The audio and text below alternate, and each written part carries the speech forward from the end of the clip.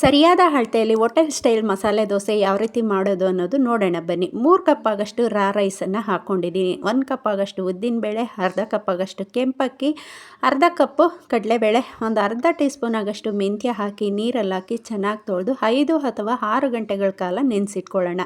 ಒಂದು ಅರ್ಧ ಕಪ್ ಅವಲಕ್ಕಿಯನ್ನು ನೆನೆಸಿಟ್ಕೊಂಡಿದ್ದೀನಿ. ಈಗ ನೆನೆಸಿಟ್ಕೊಂಡಿರೋ ಅಂತಹ ಅಕ್ಕಿಯನ್ನು ಚೆನ್ನಾಗಿ ನುಣ್ಣಗೆ ರುಬ್ಕೊಳ್ಳೋಣ. ಈ ರೀತಿ ಉಪ್ಪನ್ನು ಹಾಕಿ ಮಿಕ್ಸ್ ಮಾಡಿ ಓವರ್ ನೈಟು ಬಿಟ್ಟಿದ್ದೀನಿ. ಈಗ ಪಲ್ಯ ಇದೆಲ್ಲನೂ ರೆಡಿಯಾಗಿದೆ.